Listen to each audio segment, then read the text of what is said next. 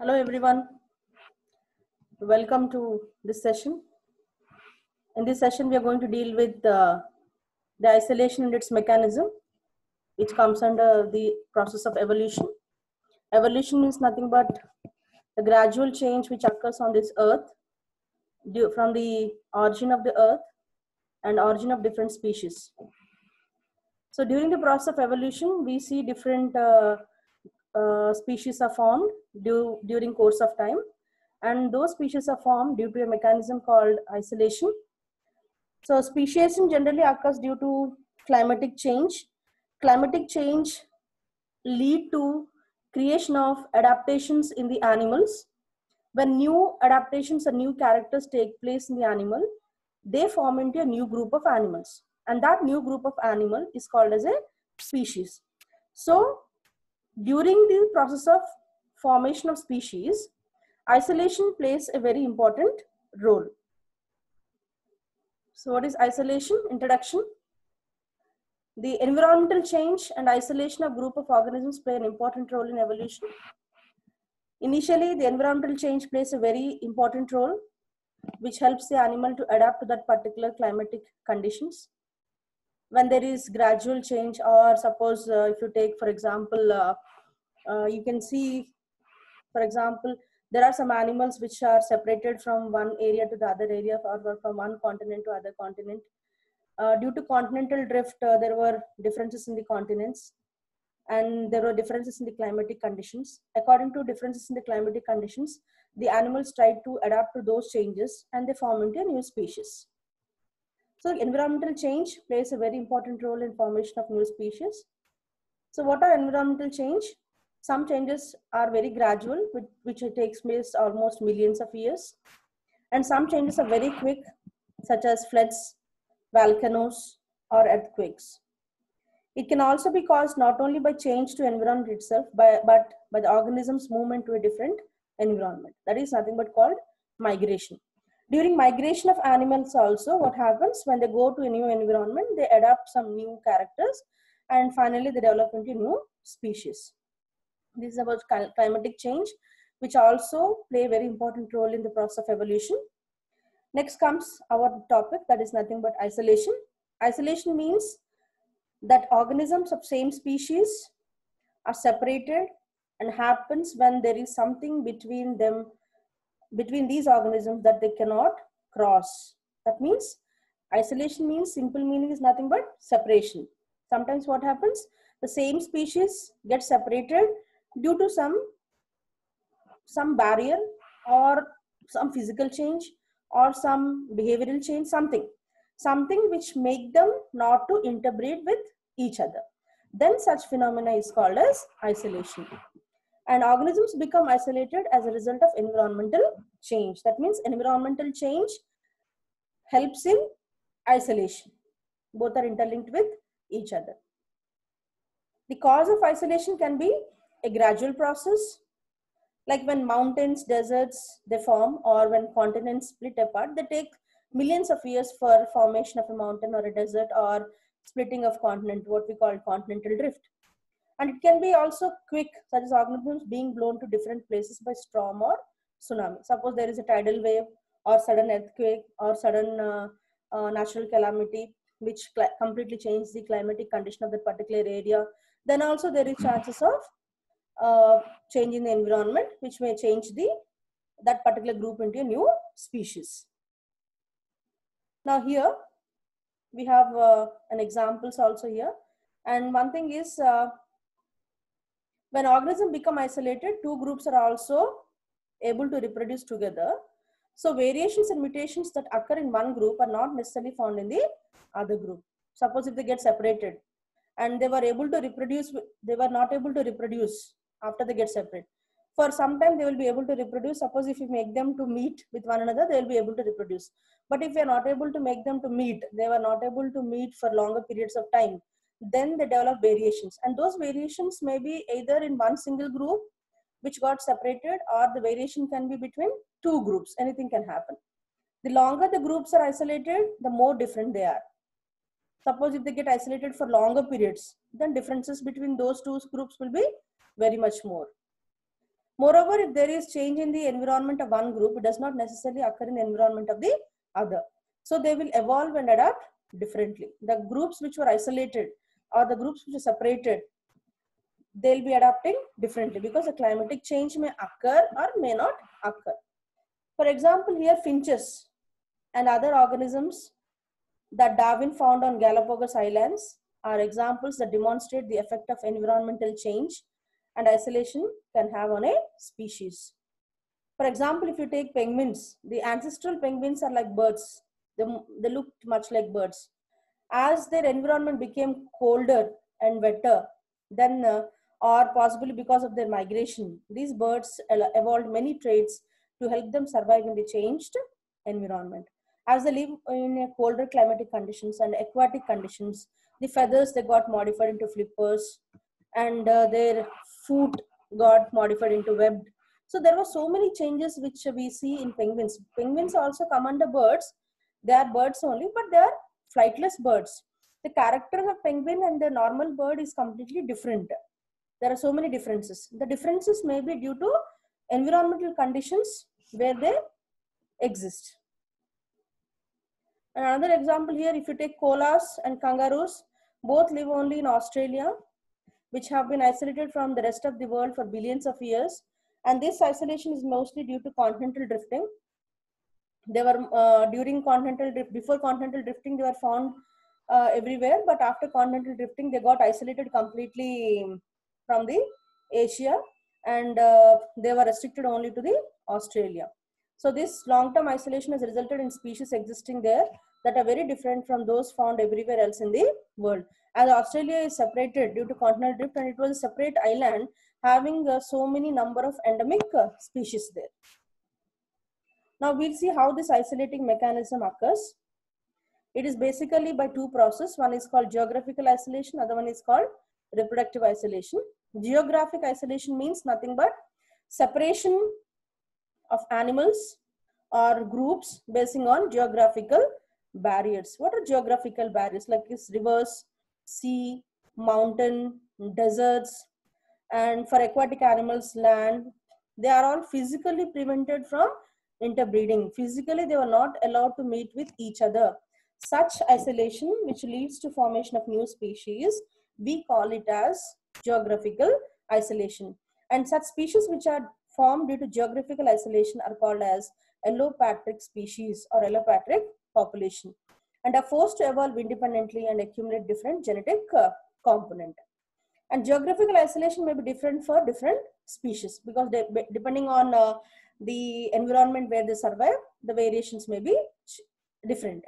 For example, a small stream may be an effective barrier for land insects and small mammals, while for birds, even mountains and oceans may not be the barriers. So physical barrier may be, the effect of physical barrier may be different for different group of animals. So what is geographical isolation? Nothing but the population are separated by geographical barriers such as rivers, sea, mountains, deserts, and for aquatic animals it is land, and they are physically prevented from interbreeding. And such populations are termed as allopatric and are forced to evolve independently and accumulate genetic differences. Allopatric speciation means nothing but the species which were formed due to geographical isolation. And geographical isolation will be different for different species. As we have seen an example here, a small stream is an effective barrier for land insects and small mammals, while birds, if you take for example birds, even they cross mountains and oceans, so they are not the barriers. So the barrier may be different for different group of species. We'll have some examples here.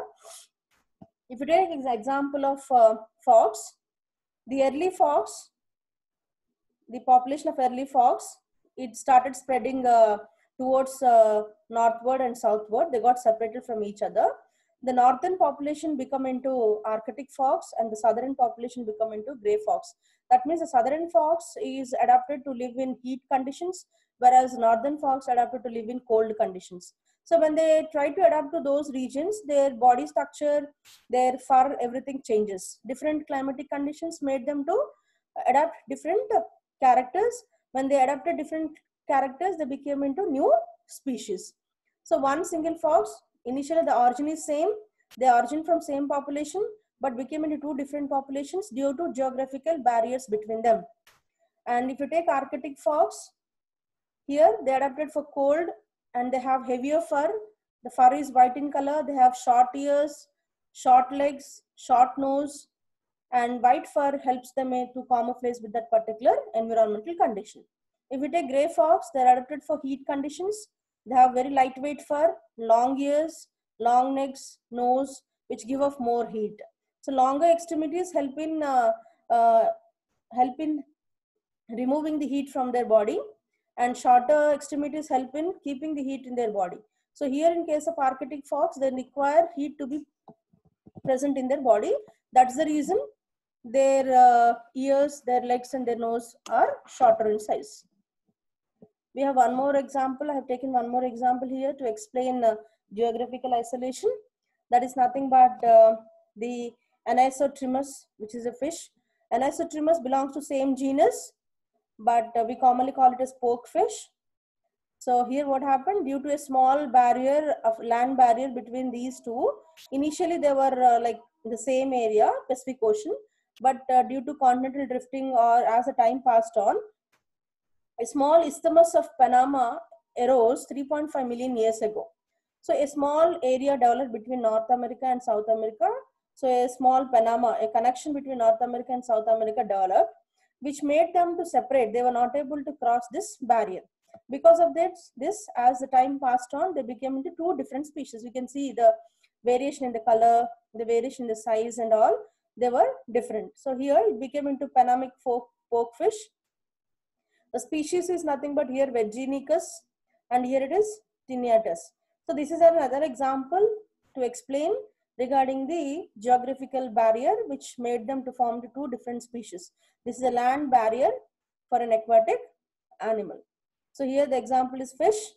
The single genus fish was formed in two different species because of a land barrier formed around 3.5 million years ago, and they were not able to cross that barrier. That's the reason they became into two different groups. So these are the examples for some examples for geographical isolation. You can get many more examples. So here, what is geographical isolation?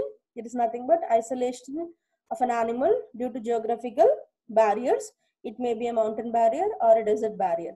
And here we have seen example of a mountain barrier here or an ocean barrier which made them to get separate from each other. And here we have seen a land barrier for aquatic fish.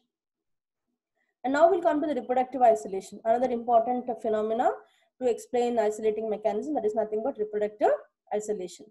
Reproductive isolation in the sense, they live in one particular area, they live in a same area, but they were not able to reproduce or they were not able to interbreed with each other, even though they live in one particular area. That phenomena is called reproductive isolation, and such species are called as sympatric species. Such population is called as sympatric population, where they live in the same area. Even though they live in the same area, as we have seen in geographical barrier, what we are seeing there, as they live in two different areas, they were not able to interbreed with one another because they were not able to come across each other. But here, even though they live in same area, they were not able to interbreed. The interbreeding is prevented. And such population is called a sympatric population, and such isolation where even though living in the same area, prevent them from interbreeding is called as reproductive isolation. And what is the reason for this reproductive isolation? The reason is there may be some structural changes, there may be some functional changes or behavioral changes. These are the main changes which prevent them from successful interbreeding. And that leads to occurring of different species. And this helps in accumulating genetic variation in the species. As they were not able to interbreed with one another, there will be some genetic variations. And what are the majorly what are the isolating mechanisms here? It may be the structural variation, it may be the functional variation, or a behavioral variation.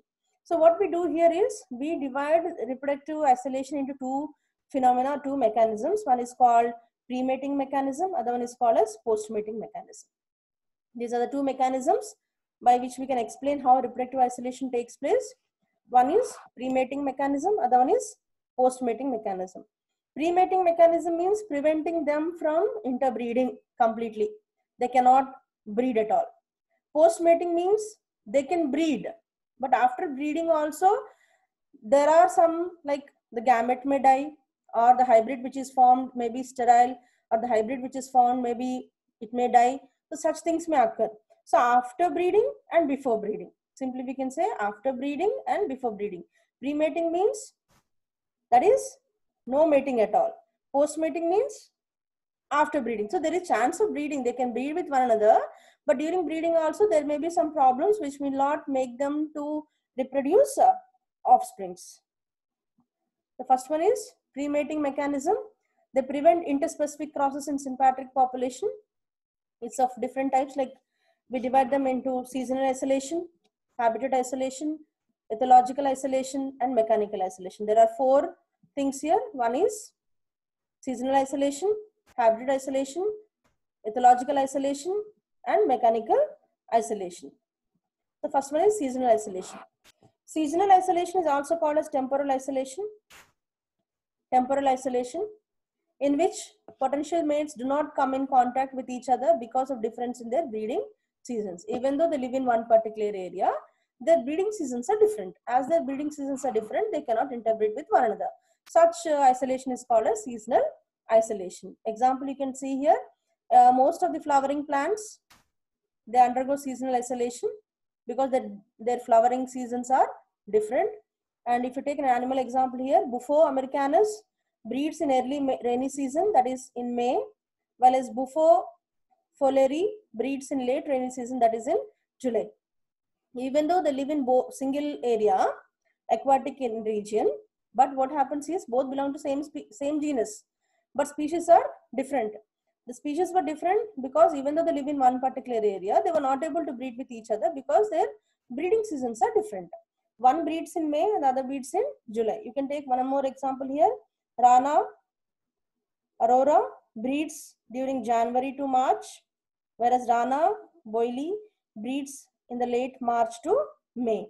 So both are same frogs, both belong to same genus, but as their breeding seasons, they live in the same area, but their breeding seasons are different. That is the reason they cannot interbreed with one another. Such isolation is called as seasonal isolation. Next comes the habitat isolation. Habitat isolation means the place where they live. Same type of species, but basing on the places where they live, they cannot interbreed with one another. Then such type of isolation is called as habitat isolation. It is also called as ecological isolation. It is also called ecological isolation, in which also potential mates do not meet each other due to difference in habitats. Habitats means the place where they live and requirements of food, the space and the climate, etc. All these are different. As all these are different, they cannot interbreed with one another. Then we call it as habitat isolation. Here the potential mates live in different areas and therefore do not come in contact with one another. So we call it as habitat isolation. For example, spawning grounds of riverine fishes are different in tributaries, which prevent them from interbreeding. Here we can say one more example here. Thamnophis is a water dwelling, one is water dwelling snake, other one is a terrestrial snake. As these two, they belong to same genus, but they live in 2 different areas. That's the reason they were not able to interbreed with one another. Hence we call it as habitat isolation. Next comes the ethological isolation. Ethological isolation is also called as behavioral isolation. The behavioral pattern for interbreeding will be different. So because of that, they were not able to breed with each other. So in which potential mates meet but cannot mate. They can come across each other, but they cannot mate with each other. They cannot interbreed with each other. That is because due to difference in courtship displays or other specific signals. Generally, you know that animals, mostly they have some courtship displays. The males try to attract females by making some dances or by making some sounds or by their visual appearance and all. We call them as courtship rituals, or we call them as courtship displays. So these courtship rituals or courtship displays generally occur before mating. So they will be different for different group of animals. That's the reason that they cannot interbreed with one another. For example, this we can divide into 3 basic types. One is called visual stimuli, auditory stimuli, and chemical stimuli. So first one is visual stimuli. In visual stimuli, by seeing, for example, if you take a peacock, So peacock, to attract the peahen, generally it opens its feathers and dances before the peahen. So to attract it. So this is one type of courtship rituals which it performs to attract the female. So this is one thing. So feathers display, mostly we see in birds, feathers display or dancing in male birds which are necessary to attract female. We call them as visual stimuli. For example, peacocks, peasants and birds of paradise. The color and shapes of feathers as well as display pattern is so unique for each species that mating between two different species is not possible. Even though they live in same area, but the visual display and the courtship rituals are different from each other.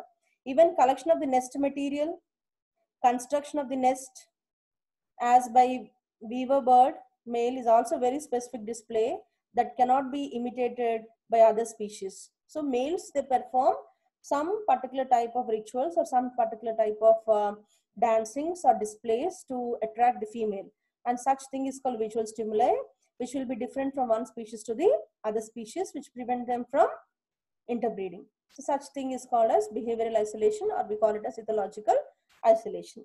The other one is nothing but auditory stimuli. You know very well about auditory stimuli. They make sounds. For example, if you take frogs during breeding season, the male frog makes a particular sound to attract the female frog. In the same way, songbirds like cuckoos, mynas, nightingales, and parakeets, etc., use auditory signals to attract the opposite sex, and their signals will be different from each other. That's the reason one species cannot breed with the other species. Sometimes singing goes on for several days before the pair can actually come together for mating. And auditory communication is used by large group of animals, for example, like frogs, toads, cicadas, gibbons, monkeys, jackals, etc. Most of the animals, they attract the females by making a particular sound. So that is called as auditory stimuli, and that sound will be different for different group of species. Next one is chemical stimuli. Chemical stimuli is nothing but they produce some type of odor, and that is mostly produced by the hormones in their body. Generally, we call them as pheromones. There will be pheromones in their body which they produce, and those pheromones help in attracting the opposite sex, and that is called as chemical stimuli. For example, scent of musk deer and mushing in elephants attract the females. In insects, particularly Lepidoptera, females produce highly specific pheromones that can be detected by highly specialized antennae of males from a distance of about 2 kilometers. These are some examples for chemical stimuli. Chemical stimuli is nothing but they produce some particular type of odor from their body, and those odors mostly produced during breeding seasons, which help in attracting the opposite sex. So here, this is another example, just an example for behavioral isolation. You can see here a blue-footed bobby performs an elaborate courtship dance, and a masked bobby performs a different courtship ritual. So they perform different types of activities to attract the female. So these behavioral differences are we generally call them as ethological isolation. Next comes the mechanical isolation. Mechanical isolation means the genetic content of two different species, the genitalia of two different species will be structurally different. As they're structurally different, there is no chance of copulation, or there is no chance of interbreeding. In this case, the above isolating mechanisms are not present, and therefore mating is attempted as there is no behavioral difference or as there is no seasonal difference. So what happened? They try to mate with each other, but it is not successful. It is not successful due to mechanical problems such as difference in the structure of genitalia. The genital organs will be structurally different. So as they are structurally different, there is no chance of interbreeding with one another. And such isolation is called as mechanical isolation. And Duffer described lock and key mechanism in the genitalia of insects. In the species of Drosophila, the genitalia are so different that copulation is mechanically not possible. This was discovered by Duffer. We call this mechanism as lock and key mechanism, where the vaginal structure or the copulatory organs of male does not fit to the copulatory organ of the female, and that prevents them from interbreeding. That mechanism or that type of isolation or separation, we call it as mechanical isolation. So these four are the isolating mechanisms which occur before mating. So we call them as pre-mating isolating mechanisms. Next comes the post-mating mechanisms. Post-mating mechanisms means they interbreed, the copulation occurs, but there will be no formation of the new offsprings. There is no chance of forming an offspring. Then we call it as post-mating mechanism. And sometimes the hybrids are formed, but they cannot survive. Or if hybrids are formed, they are infertile, like that. If our hybrids are formed for one generation, they're okay, but in the next generation, they were not able to reproduce. Such things generally take place during post-mating mechanism, even though they try to interbreed with one another. This reduces the success of interspecific crosses. In case pre-mating mechanism fails to prevent mating, then several post-mating mechanisms prevent the success of mating and hybridization. There are four such mechanisms. In some books it is 5. So no issue, I have given here 5, which are given below. One is gametic motility, zygote motility, and zygote inviability, hybrid sterility, hybrid breakdown. These are the 5 different mechanisms. What we see here. One is gametic motility. Gametic motility means nothing but the gametes die before they fertilize. Mating is possible, mating occurs, but the sperms, when they try to get transferred from one organism to other organism, either the egg is not fertilized or the sperm dies immediately when it enters into the vagina. That means the gametes, the ova or the sperm, the egg or the sperm may die. That is called as gametic motility.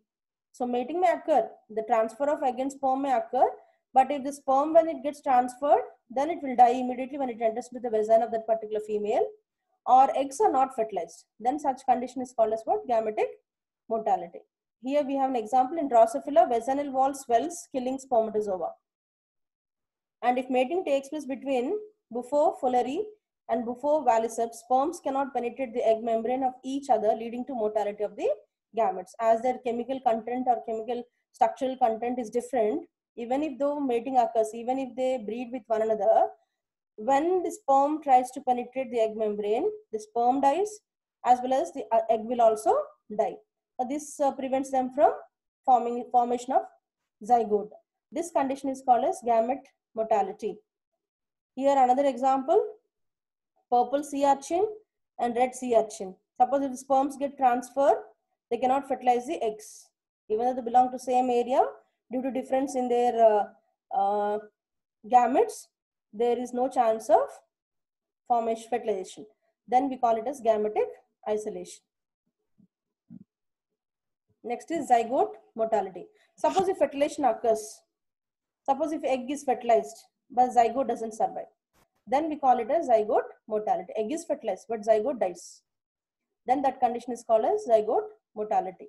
Eggs of many species of fishes may be different in the spawning grounds, and some may be fertilized by the sperms of different species forming zygote, but such zygotes fail to develop due to difference in their chromosomes. As there is difference in their chromosomes, they die. So here what happens? Fertilization takes place, but zygote dies. So here, for example, what is the reason for that? The chromosomal number of one species will be different from that of the chromosomal number of the other species. Because of that, what happens? Even though the fertilization takes place, zygote cannot survive due to difference in their chromosomes. That is called as zygote motility. So there is no chance of formation of a new offspring. This is an example here. Sheep and goats may mate, but the zygote is not viable. It will die. Zygote will die. Suppose if you try to mate a sheep and a goat, the zygote will die. So this is called as zygote motility. Next one is zygote inviability. Suppose zygote forms, it develops and hybrid is produced, but that hybrid will be physically weak and inviable due to physiological disturbances in the body, and it fails to survive for longer periods and it will die prematurely. Such things are called as zygote inviability. Suppose fertilization occurs, zygote is formed, but the zygote which is formed will be physically weak and it has some physiological differences also. Because of that physiological differences, it dies in the early age. Such thing is called as zygote inviability. It is seen in most of the species of ducks. Hybrid sterility. Hybrid sterility, you know very well about hybrid sterility. The best example for hybrid sterility is nothing but the mule. Suppose we try to cross two same, like a donkey with a male donkey with a female horse. They give rise to an organism called mule, and a female donkey to the male horse, which give rise to hinny. So these are sterile. The hybrid forms, it survives, it is physically strong but not able to reproduce. Hybrid is viable, physically strong and physiologically sound, but it is sterile. That means further progression of the species is not seen, and that condition is called as hybrid sterility. And due to difference in chromosomes and different gene arrangements, there is no chance of production of new offsprings, or there is no chance of reproduction in such hybrids. Then we call it as hybrid sterility. The best example which you come across is nothing but the mule. Mule is a cross between male donkey and a female horse. Hinny between female donkey and male horse. Both are sterile but physically strong. Next one is hybrid breakdown. In hybrid breakdown, the first generation hybrids are formed, they are viable and they are fertile. But further hybrid generation, that is F2 generation, will be sterile. This is called hybrid breakdown. It breaks. Only one generation continues. After that, there is no chance of continuation of their generation. Suppose if you want to produce that particular hybrid, every time we need to cross the parents with that of the F1 generation, or F1 with the parent generation, or two parents. In that case only we can produce the hybrids. Further hybrids are produced. But F2 generation, there is no chance of production of F2 generation. F2 generation will be sterile. Suppose if F2 generation is produced also, they cannot produce F3 generation. So that is called hybrid breakdown. At one particular stage, there will be that particular animal will become sterile due to change in the genetic content or due to change in the chromosomal content. This is what called as hybrid breakdown. So these are the 5 different mechanisms which explain regarding post-mating mechanisms. One is gamete mortality, zygote mortality, gamete mortality where the gametes die, zygote mortality where zygote dies. Zygote inviability means zygote develops, but it is inviable, it is not strong, so it will die in early stages. Hybrid sterility, here hybrids are formed, they are physically strong, but they are sterile, they cannot produce further generations. Hybrid breakdown, in the first F1 generations are fertile, but F2 generation, suppose if you want to cross F1 into F1, the F2 generation which is formed will be again sterile. This is called hybrid breakdown. So this is an example for hybrid infertility or hybrid sterility. Horse plus donkey gives rise to mule, but this mule cannot reproduce. Next is example for hybrid breakdown. The liger and tiglion, they are produced cross between tiger and the lion. So, but if you want to produce, these ligers are able to reproduce and able to produce offsprings, but the offsprings which are produced from liger, the F2 generation will be sterile again. That is called as hybrid breakdown. Hybrids of lion and tigers have been obtained through Jew breeding programs. While the first generation may be healthy, hybrids become weak or sterile in the future generations. And that thing is called as hybrid breakdown. So these are all different isolating mechanisms which prevent interbreeding between two different groups or two different species. And next we'll come to the significance of isolating mechanisms. So wasteful courtship is avoided. Suppose if they try to, this pre-mating helps in wasteful courtship. Unnecessarily if they breed also, there is no reason of breeding, because the hybrids which are formed or the gametes they die or the zygote they die. So that will be prevented due to this isolating mechanism. If isolating mechanisms are distinct and specific, only individuals of the same species indulge in courtship. That's the reason only same species or same group of animals will indulge in courtship. Isolating mechanism protects gene pool of a species and prevents hybridization. It prevents wastage of gametes and energy. A weak isolating mechanism leads to production of new species through hybridization. Suppose if there is no isolating barrier there, isolating mechanism is weak, then they produce hybrids, but those hybrids cannot survive. Absence of isolating mechanism lead to production of new species by instant speciation sometimes. Geographical isolation followed by reproductive isolation ultimately leads to production of a new species.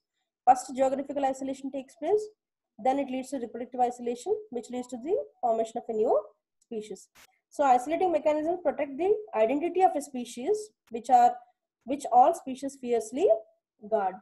So isolating mechanism mostly helpful in creating new species and prevent them from interbreeding with one another.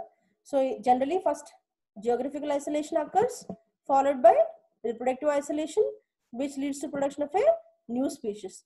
So every species has its own identity. So that identity is protected with the help of isolation. Okay, this is about significance of isolating mechanism. Isolation means nothing but separating two different groups either by geographical barrier or reproductive barrier. Geographical barrier means nothing but the mountains, oceans, rivers and all, they act as barriers which will not make them to breed with one another. Reproductive barriers or reproductive isolation means nothing but prevent them from interbreeding. It is of two types, pre-mating mechanism and post-mating mechanisms. So those mechanisms prevent the formation of hybrids or prevent them from interbreeding, which protect the identity of that particular species. That is called isolation. Thank you so much.